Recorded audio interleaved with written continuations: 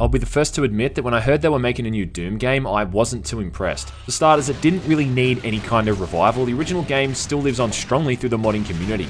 More so, I wasn't too happy that Bethesda were also involved. It's a game series I have a lot of love for, and playing with my favourite franchises is like playing with my emotions. But after finally having played the campaign and binged my way through the whole thing in 2 sittings, I can finally say, id Software, you did it. You glorious bastards, you actually did it.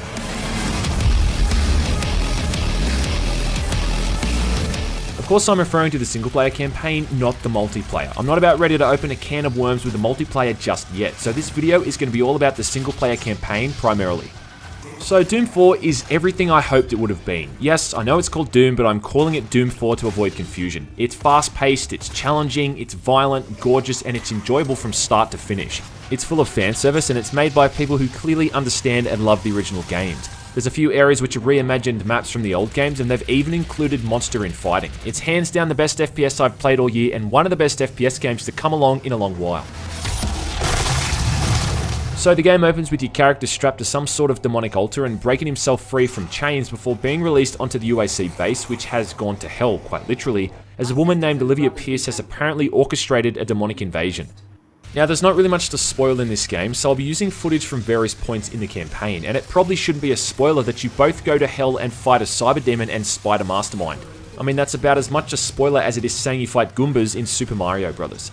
Anyway, you're guided by your ally Dr. Samuel Hayden, who contacts you at various points throughout the campaign, but there's not all that much going on in the way of plot. There's about 4 or 5 times absolute tops in the entire thing where you have to stand still for more than like 10 seconds and listen to expository dialogue. You're mostly just moving through the levels completing objectives when you're not killing things. Having said that though, this is very much old school level design where you're kind of dropped into these complex multi-leveled areas allowing you to do things in the manner you choose.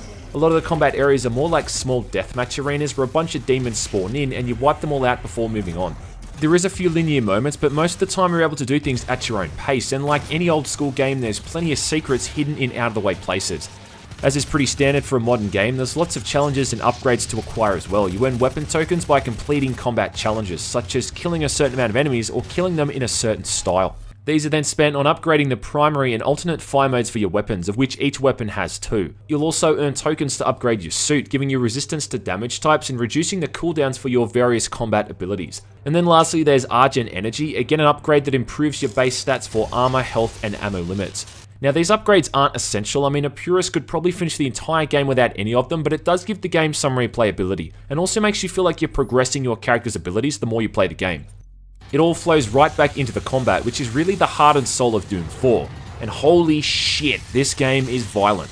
All of the weapons we know and love make a return. We've got the shotgun, the super shotgun, the chain gun, plasma gun, and of course the BFG and chainsaw. The BFG and chainsaw are kind of one-off items in a sense where you're given very little ammo for them, but they wreck all kinds of shit when used. The BFG will practically one-shot everything in your near vicinity, and the chainsaw will also one-shot an enemy using a certain amount of fuel depending on the enemy type. So your standard imp's going to require 1 charge, but a Hell Knight or Mancubus will need 3 or maybe 4.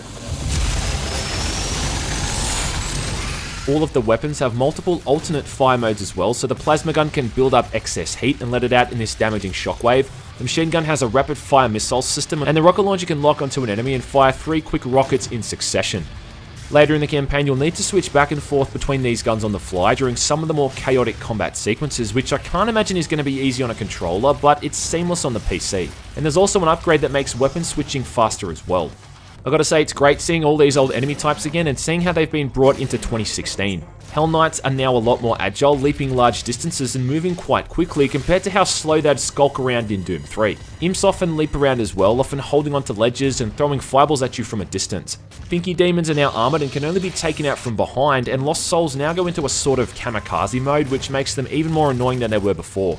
About the only enemy type that hasn't been changed all that much is the Mancubus, who still just kind of lunges towards you, firing away with his hand cannons. But this is good old-fashioned projectile-based combat at its absolute best, and it's all about moving around, being aware of your surroundings, and minimizing the damage you take, which is essential as Doom 4 is a genuinely challenging game. I chose to play the game on Ultra Violence for my first playthrough, and I'm kinda glad I did because I found it a good level of difficulty which was offset with the new weapons and upgrades I was gaining. I will admit though, there's a few cheap areas which don't have a good flow and are a bit constricting, but most of the areas you fight in facilitate lots of movement, which is essential as standing in one place is going to get you killed really quickly. What's also cool is how each of the enemy types has their own individual death animation. Now, a central mechanic of the game are the glory kills, where we're able to finish off an enemy with a grisly execution. And this will differ greatly depending on the enemy type and also which body part you're targeting. Now, it could be the difference between ripping someone's arm off and beating them to death with it, or pulling their neck around 180 degrees and almost snapping their goddamn head off. Glory kills aren't as necessary or tedious as some people make them out to be either. They only take 1 or 2 seconds and there's plenty of health throughout the levels as is anyway.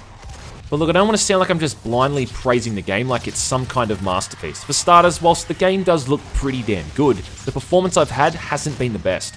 I'm running the game on the recommended settings and the frame rate still has a tendency to stutter in certain areas, even with the latest drivers. I mean, it's not bringing everything to a grinding halt, but it's definitely noticeable. There's sort of a side mode called Rune Trials, which are these challenge modes on a very strict time limit, and these things are literally just trial and error. There's only one path to complete them, and it always comes down to the wire. I mean, replaying these things over and over is a bit tedious. It sucks. Let's also address the elephant in the room. Yes, the game uses checkpoints, and yes, they're horrible. There's nothing fun about fighting 50 demons flawlessly, getting killed, then having to fight them all over again. Also, checkpoints in a Doom game seems like sacrilege. More of a subjective thing is also the way they've packaged up the physical copy of the game. Now, after you've gotten the disc for the game, they still make you download like an extra 40 gigabytes on top of that. For people like myself who have crappy internet, that's kind of the whole reason we buy physical copies of games, to not have to spend a day downloading the rest. The only explanation I can come up with is that they did this to save money on having to distribute more DVDs.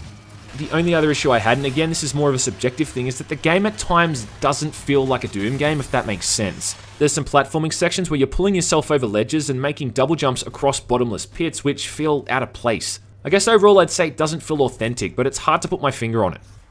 And I really kind of wish they just made this as a blatant homage to Doom and called it something else entirely, because the game would still stand as it is, regardless of the title. Slapping the Doom name on it just seems like a lame way to get the game more notoriety. I mean, I guarantee you if id Software had instead developed this as a throwback to old school FPS, as opposed to a Doom reboot, it would have garnered the same attention. I guess the real takeaway is that the game is just so much fun to play. I mean, after I finally got it all downloaded, I literally binged it for about 5 hours. Then the next day I came back and binged it for another 3 hours until it was all over. It's that good. Doom 4 is like a plate of Reuben sandwiches, but imagine you've got someone just standing there shoving the next one down your throat before you've even finished the previous bite. And you love Reuben sandwiches so much that you just keep on chomping them down. It's everything you want in a game with the Doom moniker. No weapon limit, no health regeneration, no sprinting, barely any cinematics, and no weapon reloading. Rip and tear, Sonny Jim. Rip and tear.